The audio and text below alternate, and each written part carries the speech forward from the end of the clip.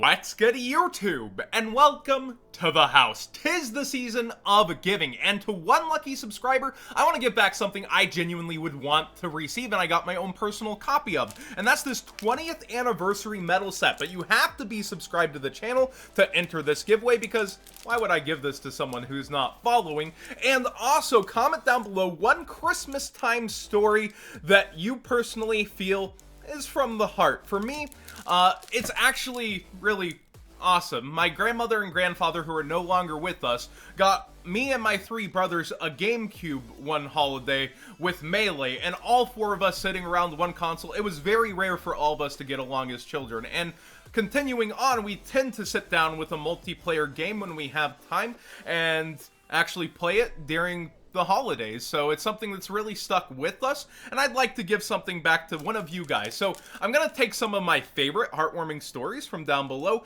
and then do RNG from there. So it's not gonna just be the most elevated comment. It's going to be one person back, and we'll see who ends up winning. In 48 hours, the pinned comment will change on this video, and that will be the winner. I'll heart it also so you get the notification. That being said, and yes, you can enter from anywhere in the world. I don't mind paying a little bit of extra shipping. This money for these giveaways actually comes from my TCG player link in the description down below, costing you nothing extra but supporting the channel directly. No, they don't tell me to do the giveaways. I invest back in you guys who are investing in me. That being said, let's get into today's market watch, and something that you guys might want to give as a present, maybe a trap to get somebody back into Yu-Gi-Oh! That's quit. I know it's very addicting to get these cards, but it's more casual, so maybe they'll stay away, is these Yugi's legendary decks for just $22.50. Now, certain places will have sales, but these are going off the shelves relatively fast for what they are, because these were $150 not too long ago for the first edition print run. I sold out of mine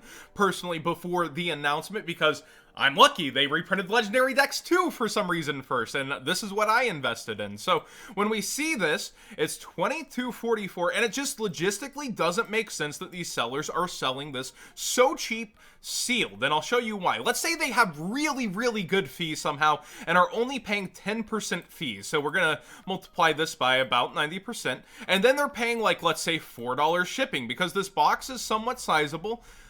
They're buying these at the distro level for around $16.50 or a little bit more for most of them. So it just doesn't make sense to be able to get them these cheap because the sellers should be losing money on selling it at this price, and they'll MSRP at 30. So definitely something to consider getting yourself if you've been waiting. There won't be many deals cheaper unless you hit up a physical GameStop that doesn't sell a lot of cards and they have a sale going on later. I think it would be really awesome to get these as a casual fan of Yu-Gi-Oh! As a present, and definitely something very affordable for that friend you don't really know what to get.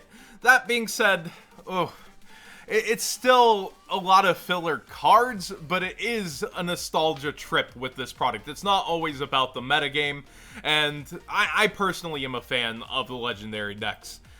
Ancient Gear Fusion, $58, and this is on the cheap end, huh? Still towards $78 on eBay. So the scrap link got announced not too long ago, and this is really stuck up after its buyout because we've had multiple waves of buyouts. It's short printed in a legendary duelist that did very well for itself. If we go back into the prices, it's pretty crazy how the boxes are doing, and it's the top card of the set despite the next one being a meta card. So it just shows casual doesn't equal broke when it comes to the market, and definitely people are looking forward to the update of the deck. I would love for legendary deck cards, the bigger ones, to start getting reprinted, and we have seen reprints from the set appearing in speed duels. So hopefully we start getting the bigger cards reprinted in some of these March sets, Battles of Legends, etc.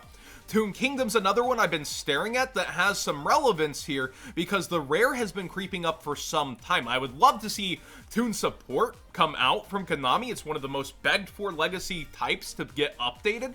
But when I look, the secret rare has actually gone towards 25 here from some of the, and 23 from Alternate Universe. Those are actually friends of the channel. And over here, it's Alternate Universe is the lowest listings as well before it's 25. I think the secret's bound to start going back up as the rare pushes it in value, because historically that's happened. We saw the secret at 20, it jumped to 30 some odd, as the rare jumped from 10 towards 15, and now we start to see the next level of creeping and prices. While prices have cooled down for the secret, I think we'll see a jump again. So if you've been waiting for this, you've been holding off, you're just hoping for a reprint, but you want the secret rare version, it's been a long wait, and you might want to go ahead and get the secrets sooner than later using that TCG player link in the description down below. Add smile. When we look at Chaos Impact, it is staying low, and this is awesome. Abomination Prison bouncing back just a little bit, not too much, but it is really the time to go with these winter prices. I wanted to bring this up just as a point to not drunk shop TCG player. Do be aware of this pull, the Japanese version among the lowest listings. I have a feeling people mess up and make those drunk purchases, so I just wanted to bring that up. The people are mixing in those listings even on the mid-range cards. Be careful with that. I have an odd piece of advice here. Usually I would say go max rarity, go first ed.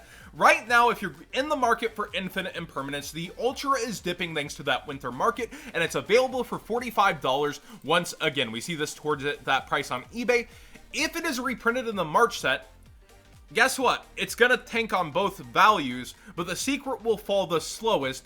Almost immediately, though, people will list their first editions and undercut each other, and it will be only about $5 above the unlimited, in my opinion. That's from fallouts we've seen in the past. Right now, the lowest unlims on eBay are 67, and they're much cheaper on TCG Player, towards under $60. So when I look at the first editions, the cheapest are towards 72, 73. If you're looking for this right now, and in the future, it's going to be up for reprint again, the best way to keep value is, unfortunately and oddly, the secret unlimiteds. That's just how it is.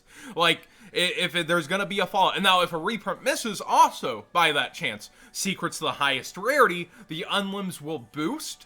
The first eds will boost even further, although it's hard to see past this point. And then the ultras will retain some value.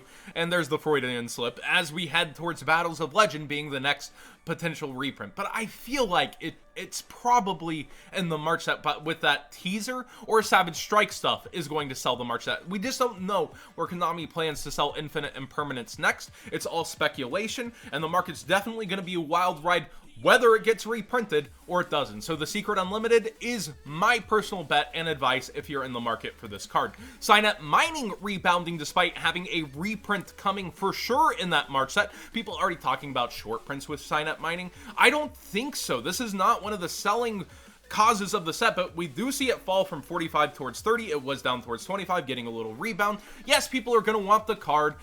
We have Ignition Assault coming out in January, and people are going to want to play the Adignisters. So when we look at this card, it has uses up through March and will retain value, but when the reprint hits, no matter if it's shorted, let's say the shortest card that we've seen in these side sets is 2 per case, which is 4 per $720 at MSRP. That's still more released into the market than a regular unshorted secret in a core set where you would be getting 3 per $720 spent. So Signet Mining, even if super shorted, will be flooding the market in quantities, and it will continue to go down in price. Nekroz Embryonic. This is something I actually think is a sleeper with all the ban list talk, and I think Unicore could potentially peel off the list, but still, it's that amazing resource from hand, so Konami reveres it along with its floodgate-like effect. If you're looking at the Nekroz right now, the Ultras are at an all-time low. I would still be slowly picking up as many quantities of these as I can. I think it's an insanely amazing investment that was long waited for its reprint and is highly undervalued. And let's talk about a little bit of news. We don't always get to news in Market Watch, but Altergeist got a very undeniably insane card with a level 1 Dark Spellcaster that lets you use it as a link material from the hand, and then if a Altergeist Link monster is link summoned to your field, then this is in the graveyard, so if it was used as link material, you can add it back to the hand. Each of the effects, the first one is a once per turn, and the add back is a once per duel, but still it's an immediate resource back. You're going to be able to use that effect on the next turn once again and go further up your tree. You're also getting a link 4, and this should be in Battles of Legend should everything get imported properly. It's from the 20th premium pack. So if Battles of Legend is before the WCQ this year, Altergeist will be spiking up a bit, and everything is super affordable now as well. So I would be looking actually at stuff like these Star Pack Conqueries that end up spiking towards $5 to $6, and you'll probably be able to make sales at 3 to 4 after that spike up, should it be before the WCQ. If it's released into the dead summer market after the WCQ where there's just no events, I'm sorry, it's probably a bad pickup. So do realize there are risks to this, but it's very minimal risk, and tons of you guys asked me what are penny stocks I'd be going after. These are two that immediately come to mind today. Thank you guys so much for watching today's video. Again, if you want to enter the giveaway for the 20th anniversary medals, all you gotta do is be a subscriber and tell me that heartfelt Christmas story brings some joy to my life. And it will be RNG, but I'll probably actually pick like 20 of my favorite stories and then give the RNG roll. So maybe be a little more intricate and detailed. Pull my heartstrings in the comments of the, the total comment section's heartstrings, and we'll figure out who's gonna win this. But it ships worldwide for everybody who's been asking that, and again, the pinned comment will be replaced with the winner if you want to check back. Thanks to everybody. Subscribe if you haven't already. We're almost to 50K in order to enter.